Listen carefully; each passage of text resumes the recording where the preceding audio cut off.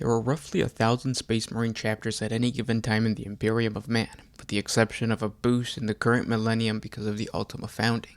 Out of these chapters, only a few are well documented. The histories and battle honors of many of them are unrecorded and oftentimes forgotten by the greater Imperium of Man.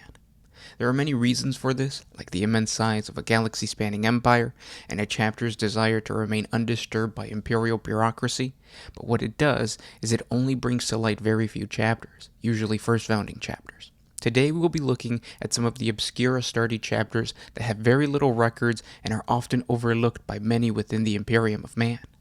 With that said, I want to welcome you guys back to another 40 Facts about the 40k universe. I am your host, Gersh1, and today we're going to be talking about Space Marine chapters. If you guys are new to the channel, we post Warhammer 40k lore videos every single day, so subscribe to the channel if you want to learn more. If you have any questions, comment down in the comment section below, and if you enjoy our content, don't forget to hit the like button, share, and comment. We also have a Patreon link in the description if you guys want to support. It's just $1 a month. But with all that said, let's get into 40 facts on some obscure Space Marine chapters. The Void Tritons are a unique Space Marine chapter that specializes in void ship warfare. From boarding actions against enemy ships to coordinated assaults on orbital fortifications, the chapter thrives on these vicious and swift close-quarter duels. The Void Triton's favorite tactic is simply known as a hit-and-run assault, which involves one or more boarding parties forcing access to a target ship, fighting their way through the companionway with the aim of destroying key systems. The process of crippling or capturing these locations is a grueling task, and one that would normally exact a high price in blood for both attacker and defender over a number of savage battles. But because of the chapter's mastery of these types of assaults, the Void Tritons can take down a large ship in just one fell swoop. The chapter is a relatively new successor of the Ultramarines, having been one of the chapters created during the Ultima founding, making it entirely made up of Primaris Marines. The chapter dons a dark blue color scheme with a reddish stylized trident pointed upwards, centered on a field of white as their chapter badge. The Void Tritons developed this unique affinity towards this theater of war thanks to the strong cultural ties to the naval traditions of the legendary recruitment world of Talassar, an ocean world with a single continent named Glaundor, the very same planet where Captain Cato Sicarius of the Ultramarines was born. Since their founding, the chapter has been called upon to take down the toughest and largest enemy vessels encountered by the Imperium of Man. After the Horus Heresy, the Loyalist Primarchs decided to break apart their legions into 1,000-man autonomous Space Marine chapters. Through the leadership of the Ultramarines Primarch Guilliman, the Legiones Astarte had their second founding, where the successor chapters were formed. One of these was the Inceptors. The Inceptors carry with them the traditions and lineages of the Ultramarines, and obviously the gene seed of their Primarch Guilliman. Like most Ultramarine successors, the Inceptors stayed true to their progenitors' teachings and followed the tenets of the Codex Astarte. This means the organization of the chapter is split between the traditional 10 companies of 100 battle brothers plus their command units. Their chapter heraldry also falls in line with the common compliant colors found within the Codex Astarte, with the exception of the shoulder plate trim, which is always gold. They denote their chapter company with a numerical marking on their right shoulder blade. The Inceptors chose forest green as their color, and a white stylized letter I with the ancient Terran Omega symbol in honor of their parent chapter, centered on the letter. This was their chapter badge. Many of the initial battle brothers that made up the chapter were not only veterans of the Horus Heresy, but also veterans of the Olonor Crusade. Thus, the chapter passed down their expertise at killing orcs. A Xenos threat that the chapter has managed to overcome every single time since its founding, including the major campaign known as the War of the Beast. Their chapter Hall of Honor is full of thousands of trophies collected through 10,000 years of fighting the Greenskins. Sadly, this makes the outcome of the Euxine incident, which we will talk about later, an even greater tragedy. Like most Ultramarine successors, the Inceptors make it their priority to store and revise the vast theoretical battle scenarios, plans, and tactical formulas their forces have encountered throughout their long history. They rely on these sophisticated command protocols improved upon by their chapter's ancestors and guided by the Codex Astarte to destroy their enemies. They are faultily obedient of these battle plans and will often expect other Imperial forces to abide by the rigid structure of these strategies. Their vast military collection has allowed them to be one of the most tactically flexible chapters, but also the most disciplined on the field of battle. Their generalistic skill in the arts of combat proved to be a potent defense against most foes. The chapter's records are filled with countless victories on numerous campaigns. Most notably, the chapter fought during the Macarian Crusade. Following the death of the Crusade's leader, Lord Solar Macarius, the domains conquered by the Imperium fell into civil war as each senior commander vied for the right for overall command, and soon the various regions fell into anarchy and chaos. This lamentable period of history came to be known as the Macarian Heresy. The High Lords of Terra called in several Adeptus Astartes chapters to quell the violence and restore any semblance of order. One of these chapters was the notorious and brutal Minotaurs chapter. During this period, the Inceptors and the Doom Warriors had become locked in a bitter conflict.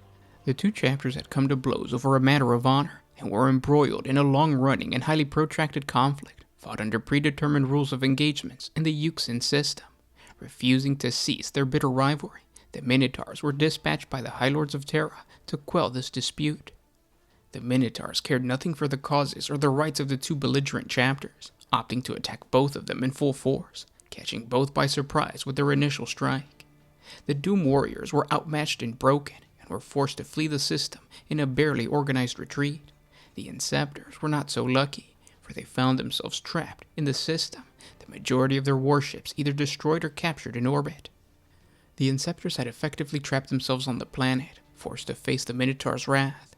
This second founding chapter was encircled and destroyed piecemeal, until the last remaining Inceptor Space Marines, numbering fewer than 100 Battle Brothers, were forced into a humiliating surrender.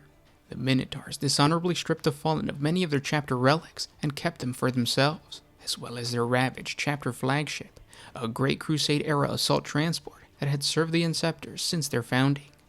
This incident, and the circumstance surrounding it, sent shockwaves through many of the Space Marine chapters. It was completely unheard of for such an ancient chapter and close scions of the Ultramarines to be almost annihilated in such a fashion, and to top it off, it was with the consent of the High Lords of Terra themselves. Subsequently, the ranks of the Inceptors were sorely depleted, and many of their chapter relics were lost. All across the realm of Ultramar, the Minotaurs were denounced for their perpetrated atrocities and forbidden to enter its borders. Many of the scions of Guilliman have sworn vengeance against the Minotaurs, especially if the opportunity arises and honor permits them to carry out their vengeance. The chapter itself tried its best to rebuild. It wasn't until the Ultima founding that their numbers were brought to full strength thanks to Guilliman and the Primaris Marines. Honorably, the chapter has decided to invest all of its time on defending and securing its domain, pushing any form of vengeance against the Minotaurs off to the side, or at least until the opportunity presents itself. One of the greatest and oldest scions of the Primarch Guilliman, and a successor chapter to the Ultramarines, is the Honored Sons of Auror, a Space Marine chapter that bears the name of one of the greatest heroes of the 13th Legion, a mythical figure that gained much renown during the period after the Horus Heresy, when he led countless campaigns against the vile Xenos that threatened the eastern fringe of the galaxy, while the Imperium of Man recuperated from the terrible damage caused by Horus Lupercal and his traitors. Captain Auror was an exemplar of the 13th Legion's battle doctrines. He prided himself on his flexibility on the field of battle, a necessity when dealing with the alien and the mutants that attempted to take advantage of humanity's weakest moment. He butchered orc warlords and brought down the petty fiefdoms of the Greenskins that managed to foment while the Imperial army was tied up on Terra. He chased away countless Eldar corsairs and liberated planet after planet from Xeno usurpers. An unrecorded number of alien races were completely eradicated from the face of the galaxy as Captain Auror and his battle brothers toppled Xeno empires that would threaten the Imperium's success in the region. Unfortunately, Captain Auror would eventually fall in battle. His remains were entombed on the world of Comrath, and an impressive monument erected as a reminder of the captain's incredible sacrifice and his long and glorious career. The battle brothers that served under the captain would return to the Ultramarines' homeworld and take part in the Second Founding, where the Legion was broken up into chapters, and thus the Sons of Auror were created. They took on the chapter badge of a red, ancient Terran Omega symbol centered on a field of white. The main chapter's color became red, as a representation of the captain's sacrifice, with white shoulder guards. Viewing Captain Auror's success in battle as a result of rigidly following the teachings of the Primarch Guilliman, the Sons of Auror chapter continued the tradition of adhering to the teachings of the Codex Astartes and whatever sanctioned battle manuscripts were left behind by Captain Auror. The chapter rarely deviates from the wisdoms of their patriarch, and have used the rare collection of teachings to obtain victory after victory on thousands of campaigns throughout the chapter's long and glorious history. One of these campaigns occurred early in the 41st millennium, when the Sons of Auror were called upon to quell a dangerous rebellion that was occurring at the same time as the start of the Gothic War, more often referred to as the 12th Black Crusade. The rebellion began when the 15th Heraclian Ironclad, an Astra Militarum battle group, was en route towards Cadia. During the voyage, the guardsmen turned on their commissariat detachment and declared themselves free from imperial control. These renegades were led by the traitor General Joran. However, the general didn't act alone. The betrayal was initiated and supported by the trickery of the foul Xenos, known as the Dark Eldar, or the Drukhari. These ancient and malevolent creatures corrupted General Joran and his command structure, which had control of a significantly large Imperial Navy battle fleet. They turned against the Imperium, and they raided planet after planet, enslaving populations for their foul Xeno masters.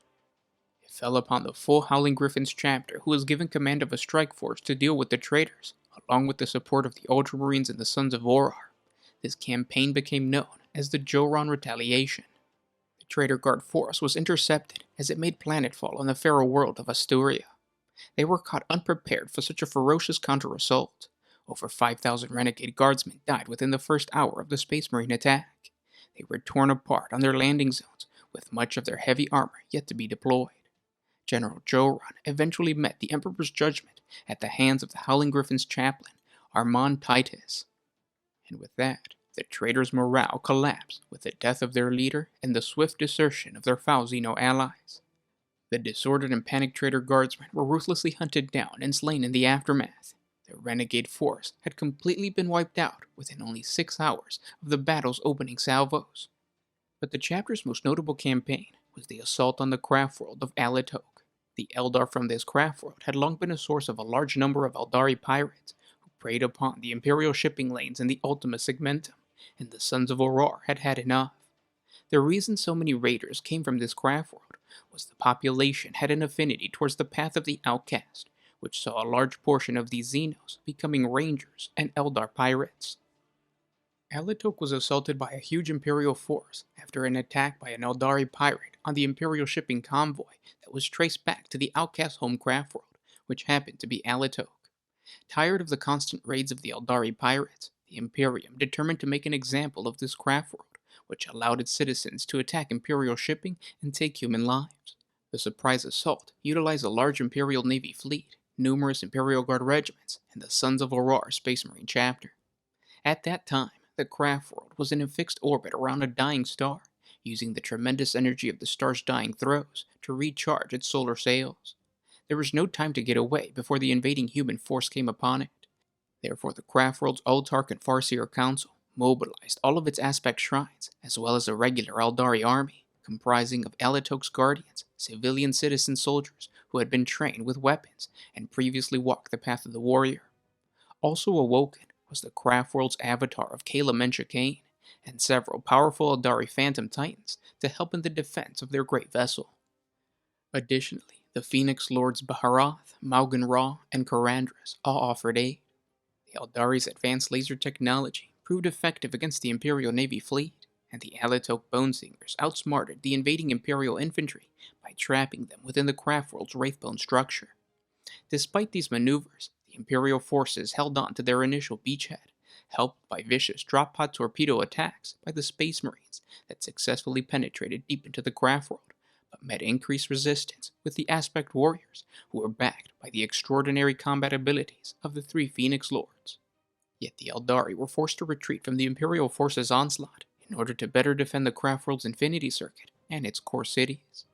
The bitter retreat led the regiments of the Imperial Guard and the Space Marines overrun the settlements of Exodites that existed at the craft world's periphery. Despite the Imperial might arrayed against the craft world and the territory the Emperor's forces had already seized, the Farseers of Alatok foresaw the ultimate defeat of the Imperial offensive and the expulsion of the Monkai from their sacred confines of their home. In more recent times, the Sons of Auror have been strengthened by the Ultima founding, as their ranks are replenished with Primaris Marines, and they continue to wage unrelenting war against the Xenos, most notably the Necrons in the Pariah Nexus, a battleground that the chapter hopes to pacify, reclaiming it in the honor of the chapter and their patriarch, Captain Aurora. The history of the Ironhounds chapter can be traced back to the fourth founding in the middle of the 32nd millennium. Although records of their involvement are unclear, it is unknown if the Ironhounds were created at that time or if they contributed veterans from amongst their ranks to form the initial basis of that founding. If the latter is true, then the Ironhounds would have participated in the War of the Beast against the massive Orc Wog that threatened to destroy Terra, which then sparked the new founding.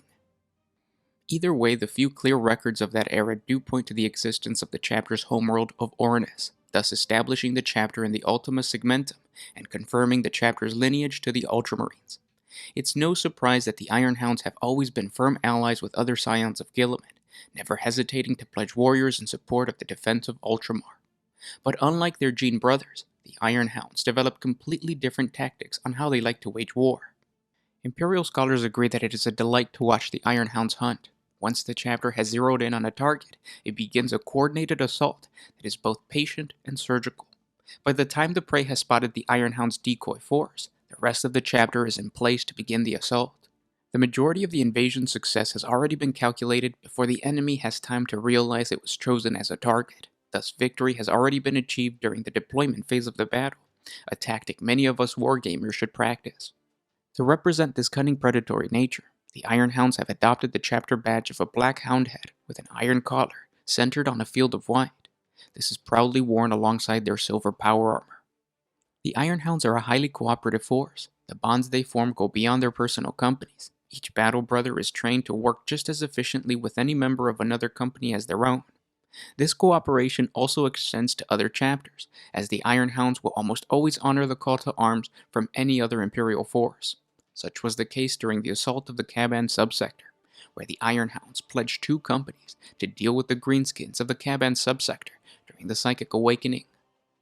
The Caban subsector is a region of Imperial space that was infected with orcs, and a horde of these Xenos began to emerge from the subsector in order to assault the surrounding Imperial worlds.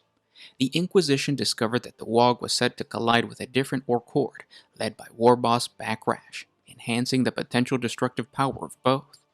To prevent this from happening, the Ordo Xenos tasked the Death Watch with killing Backrash, but the operation ended in failure. This caused Backrash to lead his Wog into the Caban subsector and make war upon the orcs already rampaging within it. Fearing that one warlord would soon emerge and unite the orcs, the Ordo Xenos immediately requested aid of several companies from the Rift Cobras, the Templars of the Covenant, and the Ironhounds chapter. With their long history of fighting the Greenskin, the Ironhounds expertly coordinated assaults with the other chapters and successfully destroyed many of the orc strongholds. Their goal was to quickly and efficiently cripple the Wog's momentum before they stopped fighting each other and turned their full attention to the Imperial forces. Now, the chapter has suffered some losses in recent times due to their offensive nature. Such was the case during the Third War of Domnos, when an invasion force of the Necron-Zerachon dynasty descended upon the mining world of Domnos. The planet sent out pleas for aid from the Ultramarines, who at that time were engaged in a number of major conflicts, and with most of their strength utilized elsewhere, the chapter had a few Astartes to spare to help the besieged world. Nonetheless, the chapter had already given too much previously in Damnos' defense to abandon it completely, and so a small strike force of Ultramarines and several regiments of the Ultramar Auxilia were sent to aid it. The chapter knew that the forces that had been deployed to Damnos would be inefficient to defeat the Necrons, and so requested aid from allies in different chapters. Their requests were answered, and when the Ultramarines arrived on Damnos, they were joined by contingents from several successor chapters, including the Ironhounds, the Brazen Consuls, and the Lebators.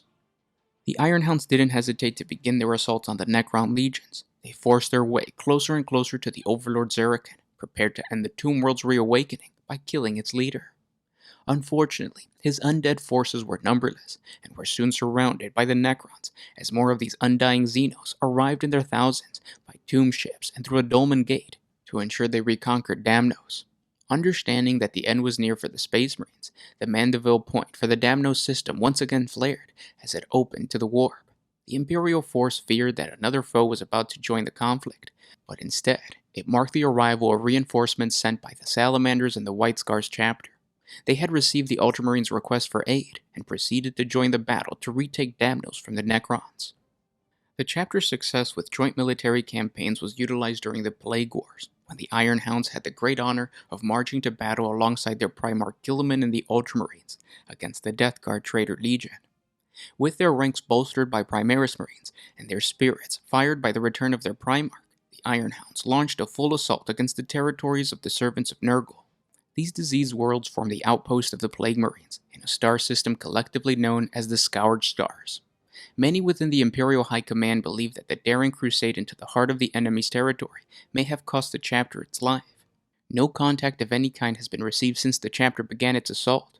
The Ironhounds chapter may be completely destroyed. The Nemesis chapter is a loyalist successor chapter of the Valiant Ultramarines. Their origin can be traced back to a time before the Ultramarines, or at that time they were known as the 8th Legion, were united with their Primarch Guilliman. During this period of the Great Crusade, the majority of the warriors of the 8th Legion were Terran-born Astartes. They hadn't yet proven themselves on the field of battle. One chapter in particular began to establish its record as an exemplar Astarte force. It was the 22nd chapter of the 8th Legion. For many, the 22nd's courage against the enemies of the young Imperium was inspiring. The pinnacle of their success came during the purgation of the abhuman corsairs of the Canceria Nebula, where their unrelenting bombardment of the enemy fleet saw it completely annihilated. Because of this victory, the companies of the 22nd wore black gauntlets, midnight blue helms, and the ancient weighted scales and death head icon of judgment as their new heraldry, something that wasn't really common during that time. Most of the 8th Legion still maintained the traditional post-unification storm gray and gunmetal color scheme. The 22nd was one of the first chapters to make their achievements visible by the color and design of their power armor. They also distinguished themselves by adopting the name Nemesis rather than their numerical designation. At the same time, the Nemesis chapter began to maintain large numbers of Space Marine destroyer units, a unique deviation that was not common amongst the chapters of the 8th Legion. To learn more about the destroyer unit, click the link up above. Following the discovery of the Legion's Primarch by the Emperor, Guilliman quickly set about restructuring his Legion's operational doctrines and hierarchy to suit his own personal taste and style of leadership. While the newly espoused doctrines of structured adaptability became deeply ingrained within many of the Legion's chapters, there were some notable deviations from this pattern. The Nemesis chapter was one of these exceptions. Guilliman allowed the chapter to maintain its large force of destroyers, and routinely deployed the Nemesis chapter specifically for exterminatus missions. Guilliman viewed the destroyers as an unpleasant necessity, keeping them off the front lines wherever possible, and expressing an intent to restructure the dedicated destroyer companies of the Nemesis. During the campaign against the Orcs of the Thals Empire, he kept the destroyer companies in the void, hunting the Orcs on the barren moon of Agrigentum V. In the wake of their chapter master's death, Guilliman appointed Captain of the 166th as his replacement, as part of an effort to integrate Nemesis into the wider cult of the Legion. The destroyer companies were eventually deployed in reserves in the final stages of this battle against the Greenskins. Following the end of the Horus Heresy, it was Guilliman who was responsible for the restructuring of the Imperium's military force as the Lord Commander of the Imperium. The vast Space Marine legions would be broken down into numerous smaller existing formations. They were known as chapters. When the second founding of the Space Marines was decreed 7 standard years after the death of Horus and the end of his heresy, most of the old Loyalist legions divided into fewer than 5 successor chapters, but the Ultramarines were divided into many. The existing 22nd chapter formed the core group of the Astartes from the newly formed Nemesis chapter. They adopted a new chapter color scheme of dark green power armor and a chapter badge of a large stylized white skull, although some of their older suits of power armor still had the former iconography. The Nemesis chapter continued to wage wars across the stars, completely independent from much of the scions of Guilliman, and unsurprisingly, few records of their chapter's history exist. The only verified battle in the current era was in the 41st millennium, during the Orphean War, when the Nemesis chapter sent out troops to fight the growing threat of the awakening Necron dynasty, identified as the Maynarch dynasty. Although they arrived too late to participate in the desperate Battle of Amara, the detachment was requisitioned to enforce a security corridor around those worlds yet free of the Necron's control, while the Imperium heavily fortified the neighboring sectors. There are rumors that claim that the Nemesis chapter has become expert exterminators of the Greenskin threat, a task almost impossible to complete, given the Orcs' ability to repopulate a planet even after exterminatus. Most of the planets under their domain are surprisingly clear of Greenskins, but it's no surprise that these warriors that have been battling the Orcs for so long have gained a significant level of expertise in killing them. During the Indomitus Crusade, the Nemesis chapter's ranks were replenished with Primaris Marines. With the return of Guilliman, the chapter has made more of an effort to work with the Imperial forces outside of their boundaries. The chapter's tactics still rely on heavy support, and there are rumors that many of the ancient destroyer weapons are still in their possession, and there is no better chapter than the Nemesis to guard such precious and dangerous weapons. And those were 40 facts on obscure Space Marine chapters. I hope you guys enjoyed this video, and I hope it inspires you to create your own homebrew chapter. We have a ton of videos highlighting that on the channel. Just look up how to create a homebrew chapter and our video will pop up. If you guys have any questions about any of the chapters or what it would be like if you have an idea, like could you make that idea possible in a Space Marine chapter, just ask in the comment section below. And yeah, I hope you guys enjoyed this video. Every now and then we do these compilation videos because I like to repeat the lore, because when we were growing up, we started playing 40k when we were really young. And every edition, the codex would come out, and it was the same story. Like, it was the same lore over and over and over again, so you would reread it. Very little changes would ever occur in the actual codex, so that helped solidify our understanding of, what these chapters were and stuff like that. So I like to do that because of that. And like I said, I hope you guys enjoyed. I'll talk to you guys tomorrow. This was Gershwin with One Mind Syndicate signing out.